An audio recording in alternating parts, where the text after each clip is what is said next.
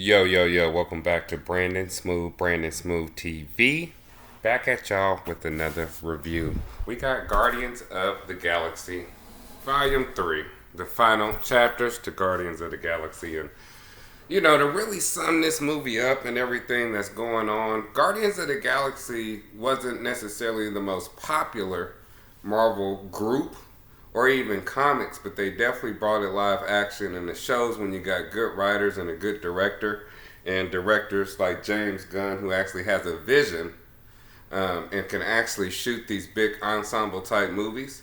It shows that you can make even the most obscure comic book characters popular, i.e., Guardians of the Galaxy, Iron Man, and other people. So this movie had the comedy in there, but it's the most serious out of all three movies. And I liked it because it had the emotional aspect, and the whole entire movie is about saving Rocket's life and his backstory. Um, Also, he's been the leader of the Guardians of the Galaxy in the comics. And, how they end the movie definitely shows that. So, this is a big kind of all around review, but Rocket's family. We get to see the other creatures and animals that were experimented on, and we got this dude called the Higher Evolutionary, who basically feels like he's a god and he's um, genetically modifying animals because he wants to create a planet, basically like a utopia of hybrids, half human, half animals, i.e., like Rocket. So, like I said, the movie is crazy because when they create Rocket, they're actually jealous of his intelligence, and we know Rocket can pretty much make anything out of anything. He's super smart, can make weapons on the spot, improv, fly pretty much any vehicle, and he was made that smart. It was creepy when they first showed Rocket's family. It reminded me of Toy Story, the first one when all the little experimented toys that Sid was working on came out of the shadows. Definitely tugged a lot of heartstrings. Also, one of Rocket's first words when he got in there after he could learn how to talk and got experimented on was like, "It hurts." So you can tell there's definitely a lot of animal cruelty in this movie, and it really hurt Rocket. Now the High Evolutionary got jealous because Rocket figured out something that they couldn't do, and it was very sad, when the High Evolutionary start killing his family. You know what I'm saying? And it was crazy as far as that. Now Star Lord,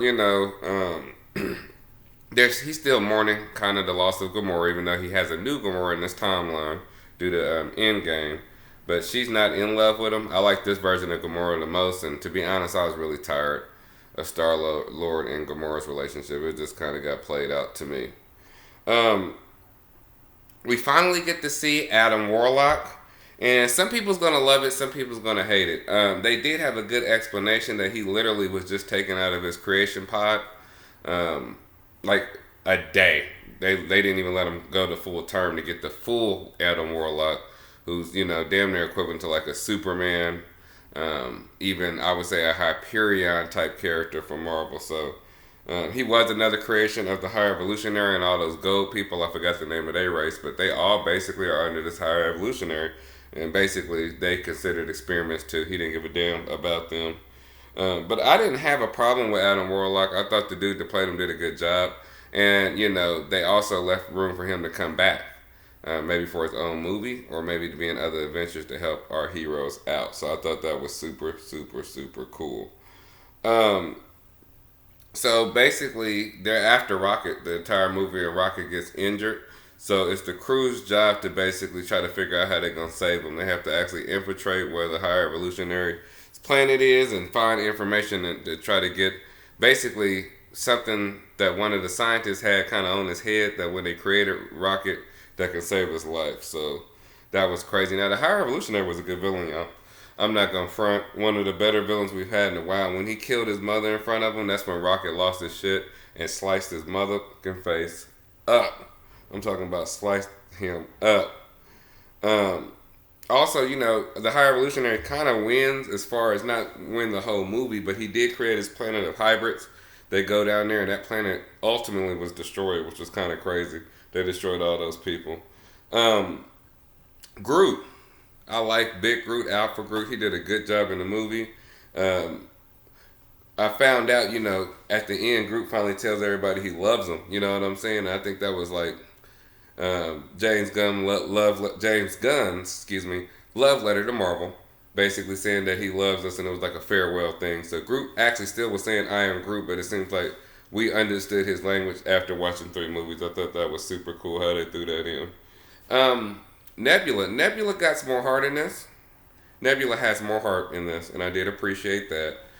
She also, you could tell she finally feels like she found a home. Um, with the Guardians. That was super cool. Drax and Manta, who kind of seemed like they had some type of chemistry definitely together, was not in a relationship. And, Mantis was actually part of the second movie with Star-Lord's dad, Kurt Russell. She was basically his slave, his servant. So at the end of the movie, she wanted to go her way and find her own path without being under the rule of a group or under the rule of anybody. I thought that was a good storyline. Drax decided to stay with the group. And when they had the Beastie Boys scene, when they finally said, "I'm tired of running," and they was going to get the High Revolutionary, that was a good scene. Probably one of the best scenes in Guardians of the Galaxy. I thought it was shot very well. You can tell they were a well-oiled team, can play off of each other's strengths, and that was super, super cool. So they ended up saving Rocket, and like I said, they went basically to go to war with the High Revolutionary. He went back and saved his family, and I'm talking about the original raccoons that he was in that pod with. I thought that was very emotional, and I thought that was cool. Um, Also, this was MCU's first F bomb. They actually dropped the F bomb in here. I would say kind of the first. It was the first full one because we know in the cutscene, Samuel L. Jackson got to say it, but they cut it out. So Star Lord actually told Nebula to get in the fucking car. It was perfect. It wasn't overused. It was a good time for it, and it's gonna open up for more rated R type Marvel movies, i.e. Deadpool, i.e. Blade, where they can start probably sliding in a little bit of cussing and maybe still get that PG-13 rating. So if I had to grade this one, the first Guardians is still my favorite. This one will definitely come number 2, and then of course part 2 or volume 2 is my third least favorite. Don't forget to like and subscribe, and I'll definitely be back with more reviews. Peace.